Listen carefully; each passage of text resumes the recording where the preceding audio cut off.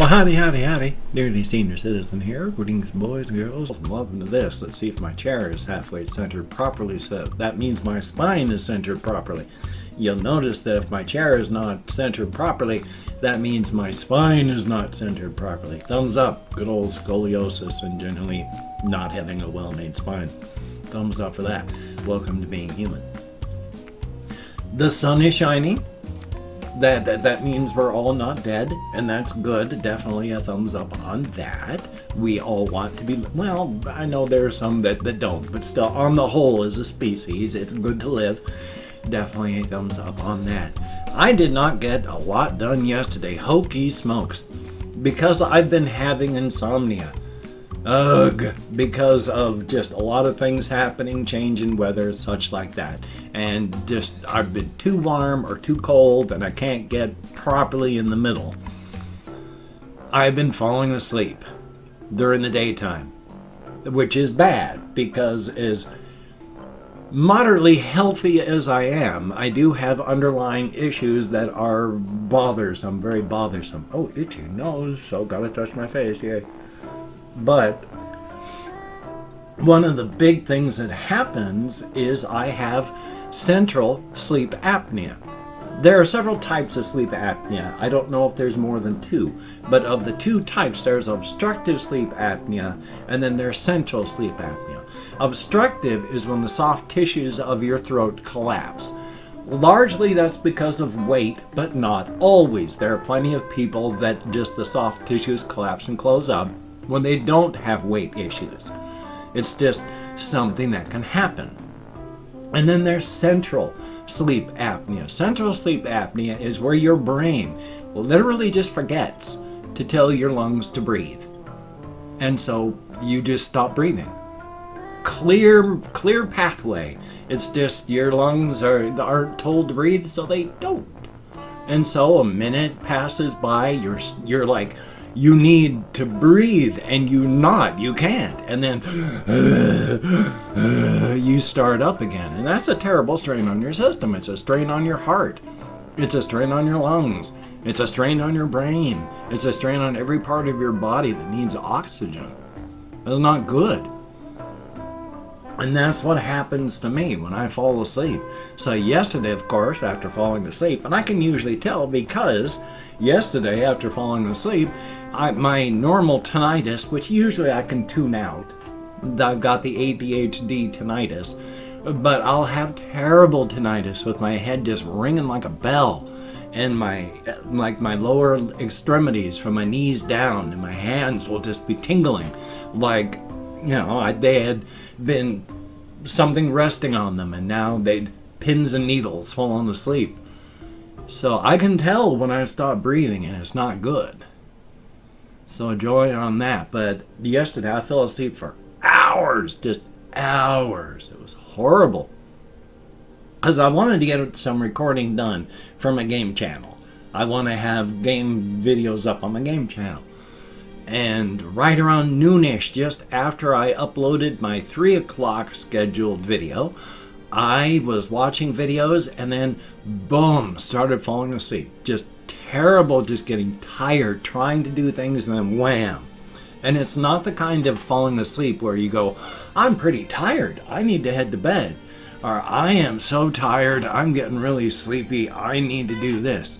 No, this hit so hard, so fast, the decision-making part of my head can't even realize what's going on before wham, smacked by a truck. So my thought processes and normal physiological stuff that would say, hey, I'm pretty tired, I need to head to bed. It's, okay, what I need to do is, oh my God, wow, and I'm gone. That fast and that hard. So I tried to wake up periodically, because I will. It'll be silent or loud because I'll either have my earphones in or I'll have the speakers on, and I'll be trying to listen to videos or trying to do something. And then after a prolonged silence, I'll wake up enough to be able to go, I need to do this. and then I'll get like a video started again, and then I'm out.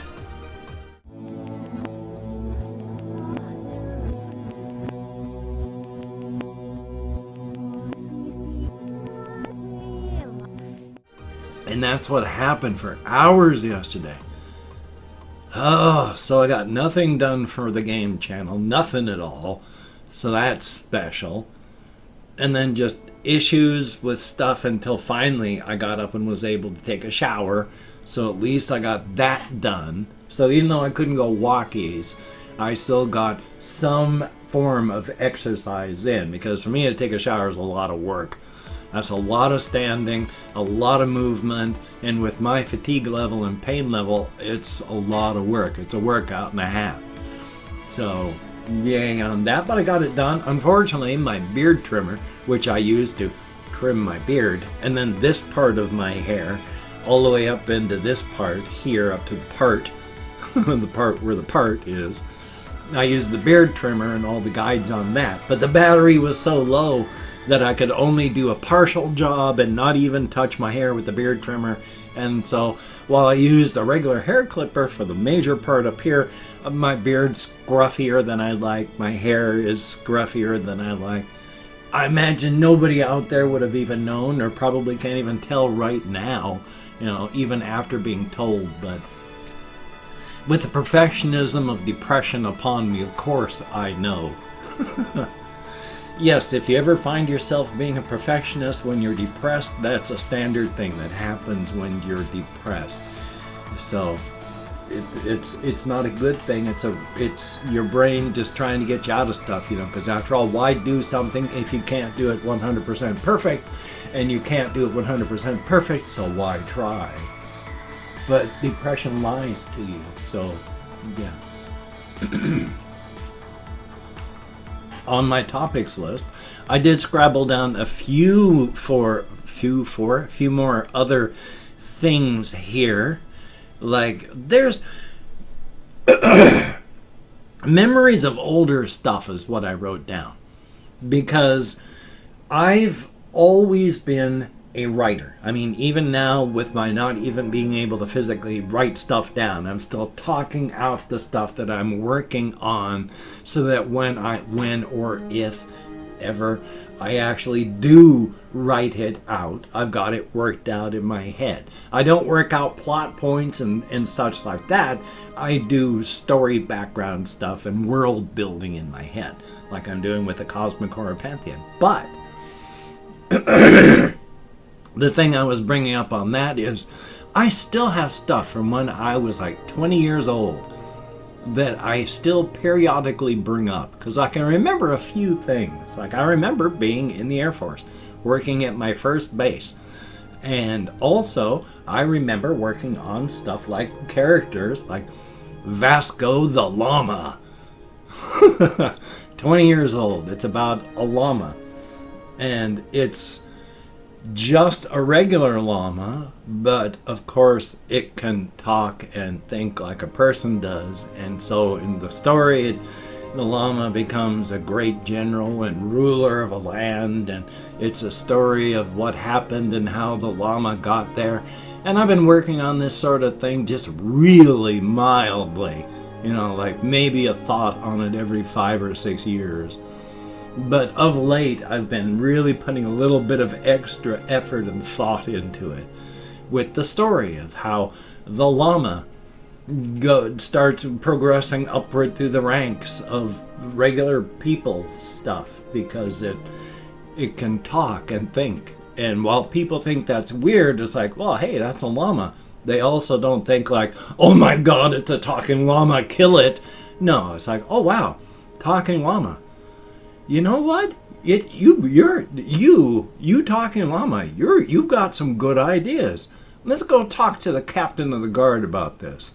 That sort of thing, instead of and everyone freaking out like in reality. But still. And there have been other weird ones. Another one that I wish I could do something with it, but I really don't know what to do with it. If I put some actual effort into it, possibly I could figure that out. But it's a really bizarre, not really bizarre, but it's a bizarre sort of idea where the main character is a human being in this world. But he doesn't spend a lot of time in this world, of course, because he also has an existence in a fantasy world. But that one, how healthy a relationship can this whole person have? And it would be kind of a, is this real, is it not real? Because the guy, like, takes something that we consider normal. You know, he doesn't like being awake. So he takes aspirin, and aspirin makes him sleepy, and he falls asleep. And when he does fall asleep after taking aspirin, he wakes up as a blue bunny in this fantasy land. Well, sure, he's a blue bunny, but there's dark and awful things happen, and he's one of the heroes. And how about that? I forgot to turn my speakers off. So my speakers are talking to me again.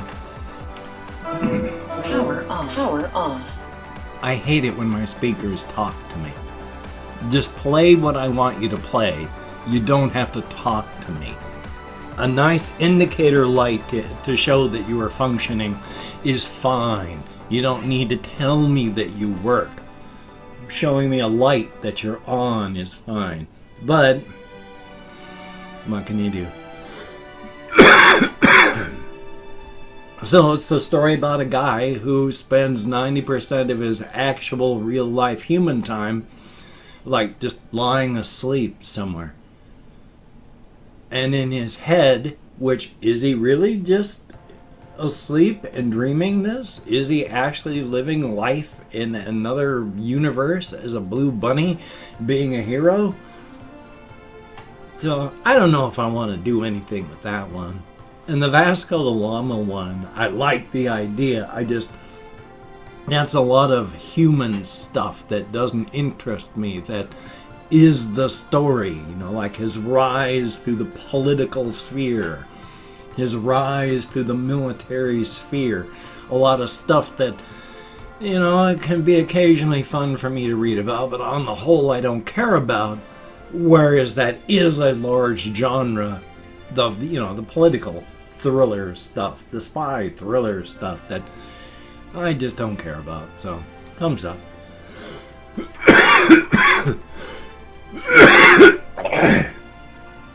Juicy.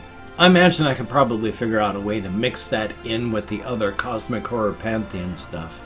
I did want to mention this.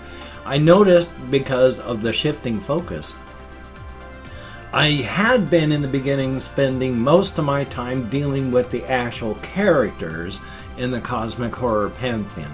You know, telling individual tales and stories of the individual cosmic horror beings. But now that I've gotten a real good handle on like 90% of them, a lot of my focus has shifted onto the actual universe that they, multiverse, universe as in, what's in the book, has shifted to that instead of the characters. Because what I'm doing, now that I'm comfortable with this part, is I'm poking at the walls that I have of the universe made, and whatever's soft shows me that that's something that can be mined. That's an area that needs some extra push to find out what's going on with that sort of thing. And so I'm dealing with that. And that's what also brought me to the thought that I've mentioned before how multiverses, using the many worlds hypothesis, universes are spawning an infinite number of other universes every femtosecond, so there's just an astonishing amount of things. But with the infinite city, it is completely cut off from the normal time stream of everything. The moment that you enter the city and you leave normal universal space such, you no longer are spawning. It's completely separate, and there's no way for the cosmic horror types to scale within the city. There's nothing for them to scale to. It is its own one thing. It is a universe that is one thing, the city, and it doesn't spawn others. It is completely cut off from the time stream. So I just thought I'd mention that. Also dealing with like when the cosmic horror pantheon types are out in the other universes, what happens when the universe is split? Because they don't spawn. There's only the 12 of them. There's no others. There's only one Amaterasu, no others. Well, when the universes spawn, their cells leave shadows in these new spawned places. It's just a strong impression. In fact, it would be like you'd be talking to somebody and then in the next femtosecond, boom, they're gone. You remember everything about them. You remember everything that was happening because it was like they were just instantly yanked out of existence and what the hell? And then you go on from there. But each time one of those ones spawns, the impression, the shadow is less until finally, after just a couple spawns from outward, you've got people that find themselves, say, out in the middle of a forest, having been talking to them, and now they're just, we don't know why we're in this forest. What the hell? What was happening? Why? So thumbs up on that. Just thought I'd mention, still trying to be creative even in the midst of all this. Thumbs up. And of course over to this camera now, because now my spine is nowhere near as centered as it should be. I've opened up 24 hours worth of comments in my community tab, and I've opened up I just mentioned that. I've opened up 24 hours worth of comments in my community tab. I'm going to go through and thank 20 to 25 people for having left me a comment. Not reading the comments right now. Going to read them later. If I mispronounce the username, no disrespect is intended. And I am counting in American Sign Language, but with my depression, fibro, and more, I'm going to be lucky if I count accurately. So if I don't, my apologies, but it happens. So, back to my Chrome. Back to, or opening up. Excuse me. We have Hannah Tarleton Kahui. Thank you very much. Nicholas Philippe, good to see you in the comments again. Gadriel Gasdalian, Gadalian, no S, thank you. Glitter Girls, greatly appreciated. We have Cyrus Smith, thumbs up and thank you. Mick Short Mac, thumbs up and thank you. We have Jaden Augustine, greatly appreciated. Ari Capistrant, I sure hope I'm close. Thank you very, very much. Nicholas Vieira, greatly appreciated. We have Jackson Castro, thumbs up and thank you. Kulak Remover, thumbs up. Kathy Kiss Cat, good to see you in the comments. Tomi, thumbs up. We have ATH Young Phantom, thumbs up and thank you. Adrian Bryan, good to see you in the comments. Perfect Tragedy, thumbs up and good to see you in the comments as well. Russian Timing, and good to see you in the comments. Hopefully things continue going well. In Limbo, greatly appreciated. Ben Taylor, thumbs up and thank you. Denial, good to see you in the comments. And then we have just, looks like a period? Well, how about that? Just a dot.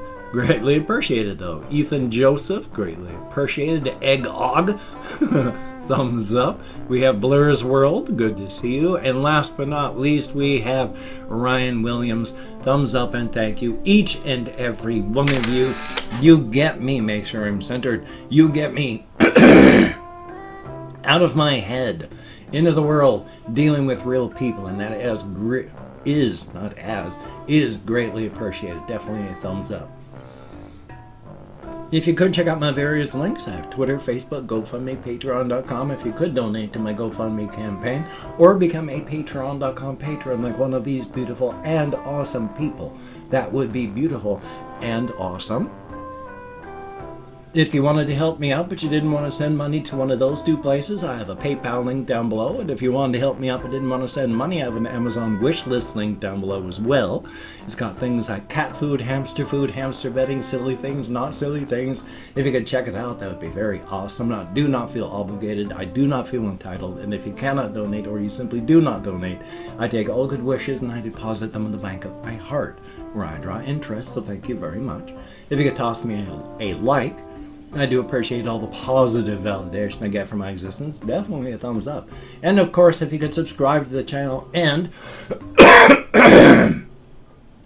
hit that bell, that would be very cool, greatly appreciated. I would definitely understand if you did not wish to, but if you are down with it, I will do my very best to keep you entertained from now until the literal end of time. Definitely a thumbs up. And then back to the main camera off the PS4. Definitely a thumbs up on that as well. Well, I have this video and then I need to record and edit and render something for this channel for 3 o'clock, and then I need to record and edit and render something for my game channel. So I'm going to be pretty busy today. At least there's some structure in my life. Definitely a thumbs up on that. So practice safe self-care. Be the best you can be. This too shall pass away. It's just, the problem is the pandemic is a slow motion train wreck. And so you get normalized to the destruction. And you forget how terrible it is because it's happening in slow motion. Please be careful. I will see you on the flip side, my friend. And that is a very good thing.